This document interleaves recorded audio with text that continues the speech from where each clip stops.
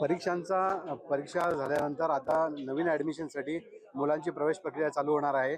मराठा समाजातील विद्यार्थ्यांना देखील यामध्ये आपला लाभ मिळावा, त्यांना प्रमाणपत्र मिळावे, जेणेकरून त्यांची प्रवेशाची प्रक्रिया जी आहे ती सुलभ व्हावी।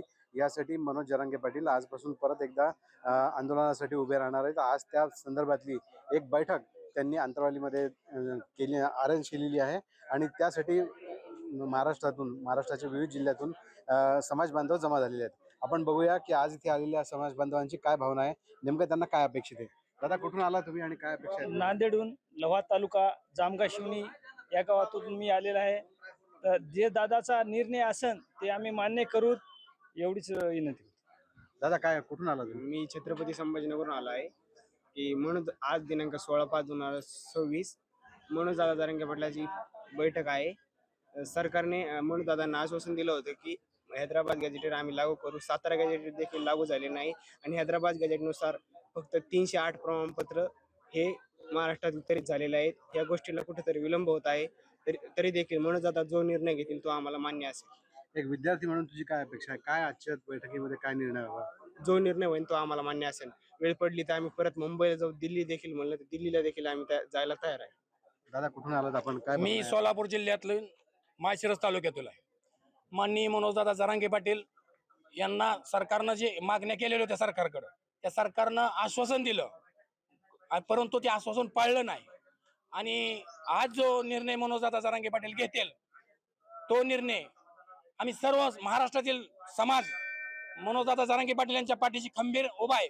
सरकारला वाटत असेल की मराठा समाजाला आम्ही खेळवतोय आणि मराठा समाजापुढे नाटक सरकार करते, पण सरकारला सांगणं मराठा समाजानं जर घोषणा दिली हर हर महादेव, जय भवानी, जय जिजाऊ, जय शिवराय आणि जय शंभूराजे, सरकारची पळताभोई करू आम्ही। ही आज या व्यासपीठावरनं सरकारला आदेश आहे। फक्त मनोजदादा जरांगे पाटील यांची आजची घोषणा आहे, त्या घोषणेच्या पाठीशी आम्ही महाराष्ट्रातील मराठा समाज खंबीर पाठीशी उभा आहे। दादा, कुठून आले तुम्ही? काय मागणी असेल? लातूरवरून आलेला आहे। तर मागणं असं आहे की जे काही 2 सप्टेंबरचा GR काढलेला आहे शासनाने, त्याचा कुठलाही फायदा होत नाही आता, कारण आता मुलांचे ऍडमिशन जवळ आलेले आहेत। ऍडमिशन संपल्यानंतर जर शासनाने जर सर्टिफिकेट देत असेल तर त्याचं काय लोणचं घालायचं का? सध्या परिस्थिती अशी आहे की मुलांना त्याचा काहीतरी फायदा झाला पाहिजे। त्याच्यासाठी हे जेवढे लवकरात लवकर हे करता येईल, सर्टिफिकेट वाटप करता येईल तेवढ्या लवकरात लवकर सरकारने वाटप करावं, विनाकारण मराठा समाजाचा अंत पाहू नये। जर ह्याचा उद्रेक झाला तर खूप महाराष्ट्राला अवघड जाईल। इथून पुढे जे काही मुलं आहेत शिक्षणासाठी आलेले, त्या मुलांसाठी इथून पुढे फ्युचरमध्ये अशी जर घटना घडत असल्या तर त्यांच्या मनावर काय परिणाम होतील, त्यासाठी जेवढं होता होईल तेवढं शक्यतो शासनानं विचार करून मराठा समाजासाठी सर्टिफिकेट देण्याचा प्रयत्न करावा। शिक्षणाच्या ऍडमिशनसाठी जवळ आलेला आहे, तरी कृपया लवकरात लवकर ही विनंती आहे। आणि जे दादा ठरवतील ते आम्हाला मान्य असेल। दादा जरी जीव द्यायचं ठरवलं तर आम्ही पण त्यात सहभागी होण्यात इतकी ताकद आहे आमच्याकडे, कारण आम्ही सध्या मुलांच्या पलीकडे कुठला संसार काही घेणं देणं नाही। मुलं आहेत तर पूर्ण जीवनामध्ये सगळ्या गोष्टी आहेत। मुलांसाठी जर सर्टिफिकेटची गरज भासत असेल त्याच्यानंतर काय उपयोग त्या सर्टिफिकेटचा घेऊन? मुलांच्या भविष्यासाठी जर समजा आज एकमुखाने निर्णय झाला मुंबईला जायचा तर काय असेल? 100% पूर्ण परिवारासह, मुलाबाळासह, लेकरासहित आम्ही तिथे जाण्यास तयार आहे। त्याच्यासाठी दादा जे दिशा ठरवतील ते आम्हाला मान्य असेल। दादा, कुठून आला तुम्ही? आम्ही सोलापूर जिल्ह्यातून आलो।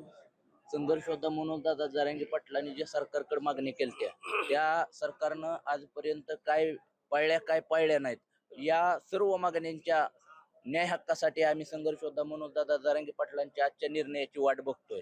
येणाऱ्या काळामध्ये जर सरकारनं अजून जर झुलवत ठेवायचं, काय मागण्या झुलवत ठेवायचा जर प्रयत्न केला तर सरकारला त्याची किंमत मोजावी लागेल। दादा, कुठून आला तुम्ही? काय वडी गोदरी काय मागणं आहे तुमचं? आमचं काय मागणं नाही, मी बौद्ध समाजाचा, पण मराठा समाजाला आरक्षण मिळावा म्हणून जरांगे पाटलांनी दादांनी पहिल्यापासून संघर्ष केला, निस्वार्थीपणाने केलेला आहे। आणि त्या निस्वार्थीपणाला काही वेश आलेले, पण सरकार त्यांना खेळवते।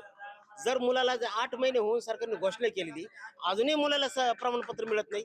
जर त्या मुलाला जर प्रमाणपत्र मिळालं तर त्याचं भविष्याचं ऍडमिशन ते काही होऊ शकतं, पण सरकारने याचा निर्णय लवकरात लवकर घ्यावा। दादा जे सांगतील त्यासाठी आम्ही तयार आहेत। आम्ही सुद्धा दलित बांधव सुद्धा मुंबईला जायला तयार आहेत। आपण बघू शकतो आजच्या या बैठकीच्या अनुषंगाने महाराष्ट्रातल्या विविध भागातून मराठा बांधव इथे जमा झालेले आहेत आणि दादा जे म्हणतील तो आज निर्णय होईल आणि आम्ही त्यांना त्याचा पाठिंबा देऊ, असा मराठा समाजाची प्रतिक्रिया यावेळेस समोर येते. आनंद साळे, लोकमत.com, जालना.